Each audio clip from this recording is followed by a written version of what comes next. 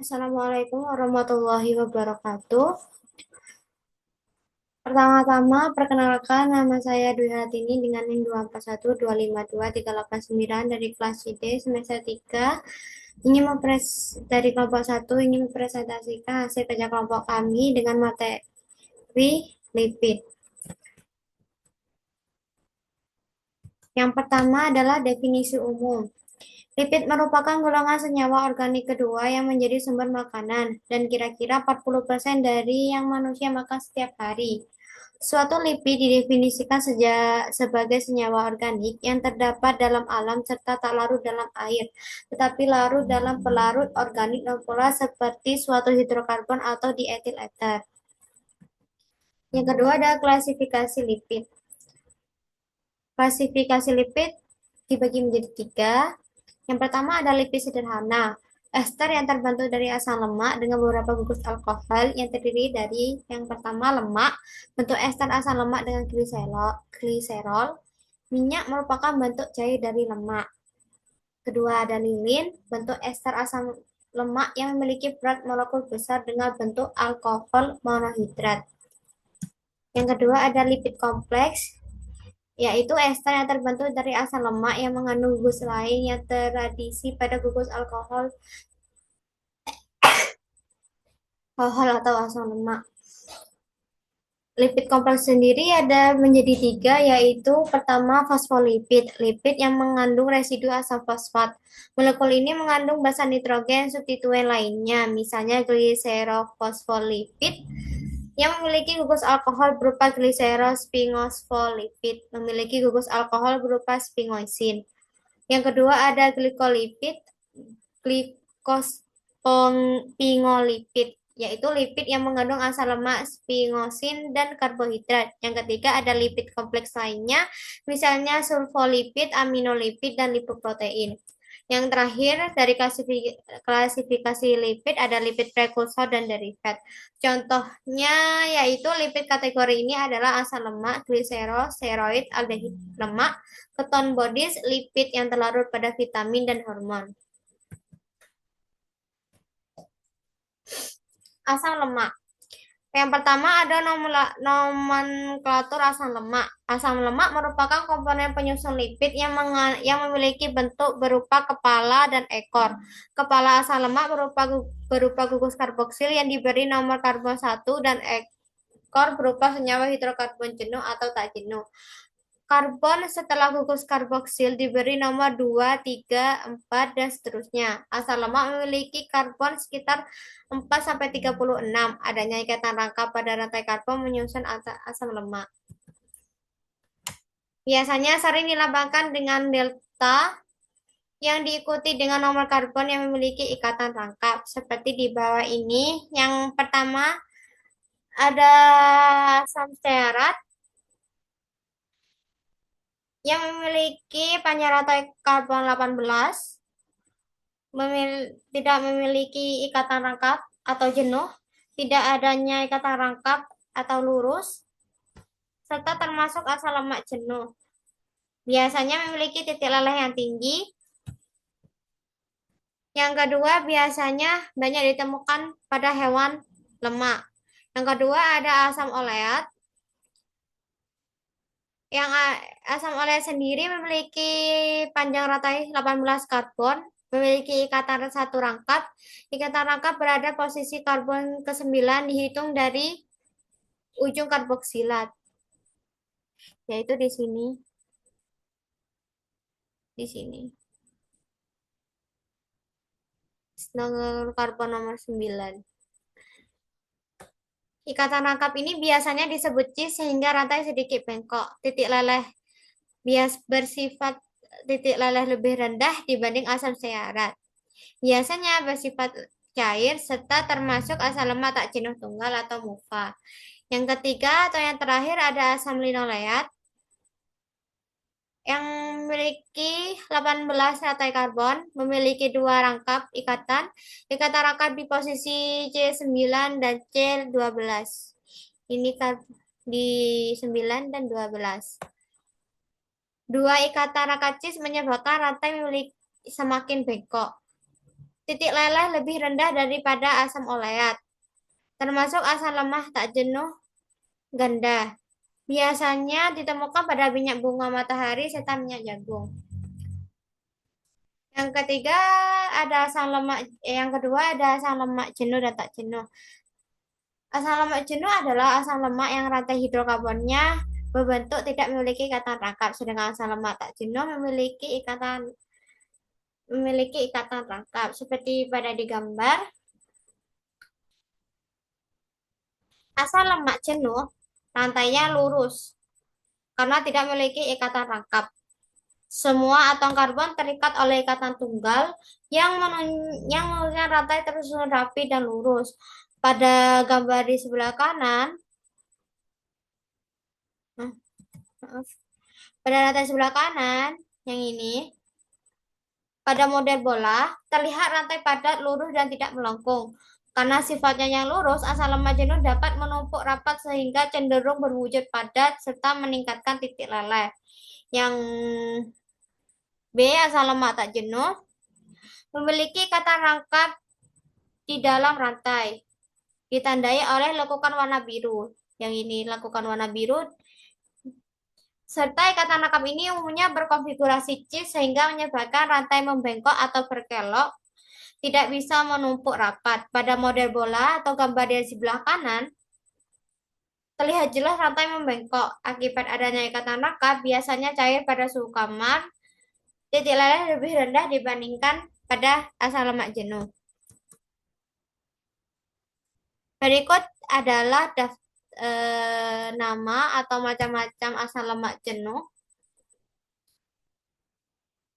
Seperti contohnya asam asetat berkarbon skeleton 2, hasil akhir pada produk mayor fermentasi karbohidrat organisme rumen dan sesum herbivora.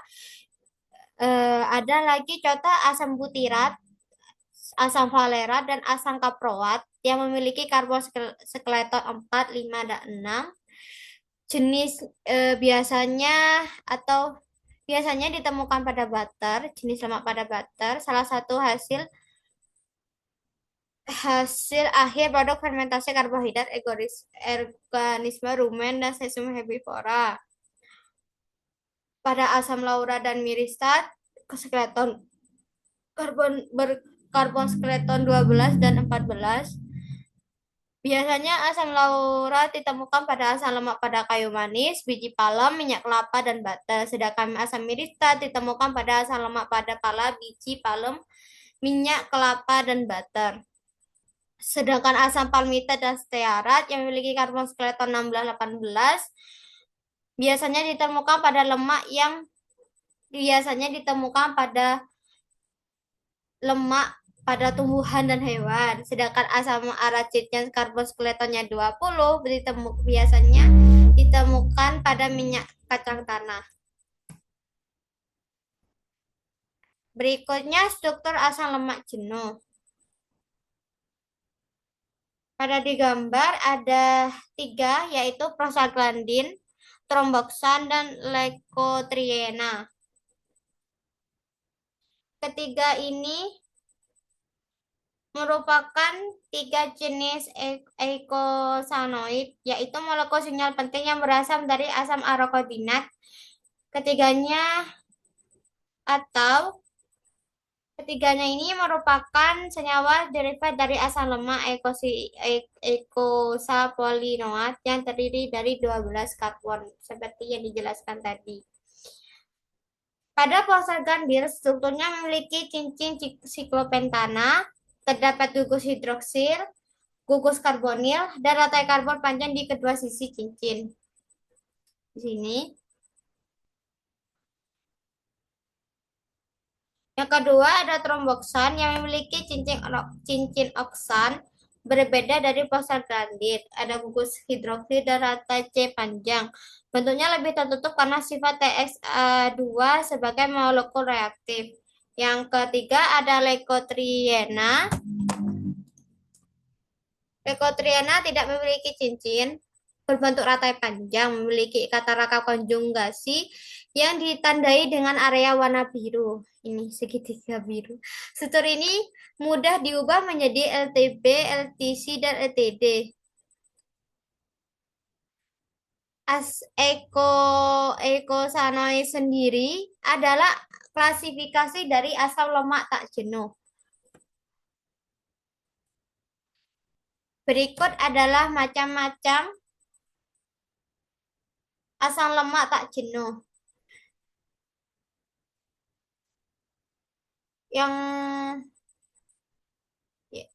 dari asam palmitat, asam oleat, asam oleadat. Nah, karbon skeletonnya 16, 18, 18 kandungan utama lemak, kandungan utama lemak alami, sedangkan asam oleadat hasil hidrogasi dari dan lemak ruminansia.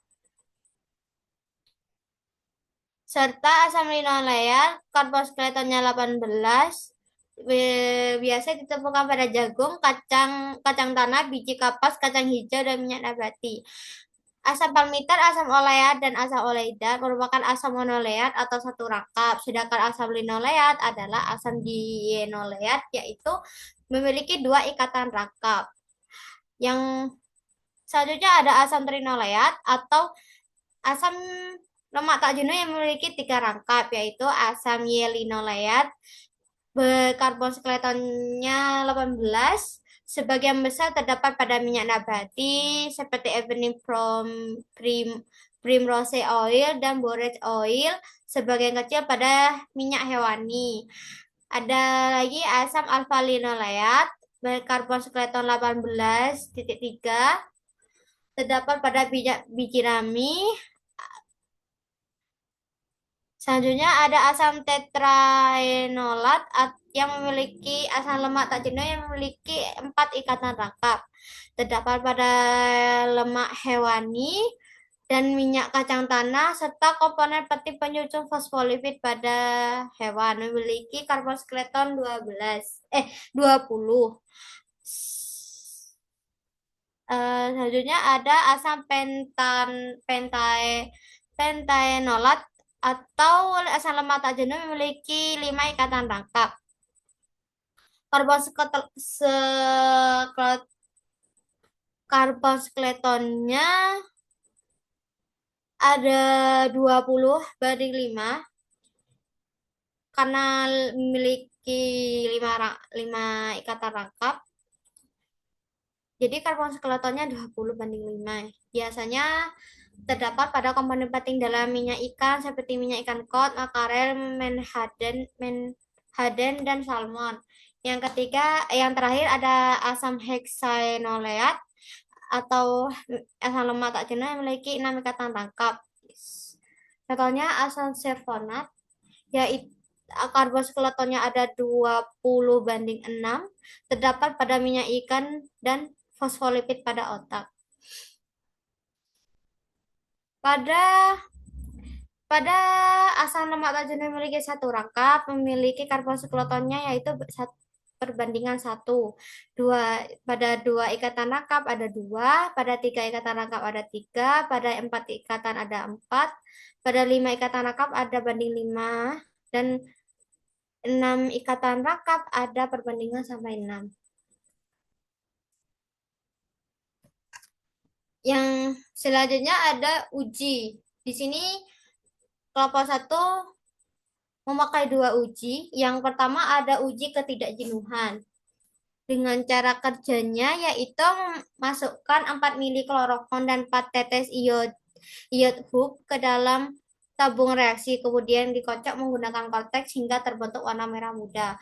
Larutan A memasukkan 1 mili minyak kelapa, 1 sendok margarin, dan 1 mili eter dan 1 mili air sabun ke dalam masing-masing tabung reaksi. Kemudian tiap tabung reaksi ditambahkan larutan A dan dikocok menggunakan vortex lalu diamati. Percobaan ini dilakukan untuk menentukan ketidakjenuhan suatu lemak minyak mengandung triacylglycerol dengan 80-85% asam lemak jenuh. Pada hasil percobaan, minyak kelapa memberikan hasil positif mengandung asam lemak jenuh yang ditandai dengan hilangnya warna merah muda, sedangkan margarin memiliki kandungan asam lemak tidak jenuh karena warna margarin tetap berwarna kuning. Selanjutnya ada uji akrolein. Dengan cara kerja, 3 tetes minyak kelapa dan 3 tetes gliserol masing-masing dimasukkan ke dalam tabung reaksi. Kemudian ditambahkan 1 sendok KHSO4 pada tiap tabung reaksi dan dipanaskan. Diamati baunya.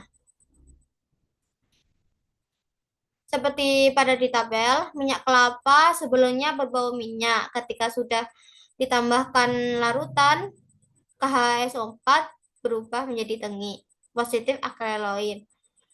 Gliserol tidak berbau sesudah direaksikan, berbau tengi, positif akrolein. Pada percobaan ini digunakan sampel minyak kelapa dan gliserol. Percobaan ini bertujuan untuk menunjukkan bahwa minyak mengalami dehidrasi yang akan menimbulkan akrolein. Dari hasil percobaan, kedua sampel memiliki bau tengik menyengat setelah diuji akrolein. Ketengikan dari kedua sampel disebabkan oleh adanya reaksi antara molekul oksigen dengan asam lemak berikatan ganda. Ketengikan juga terjadi bila triasilgliserol yang mengandung asam lemak tak jenuh mengalami mengalami proses proses oksidasi.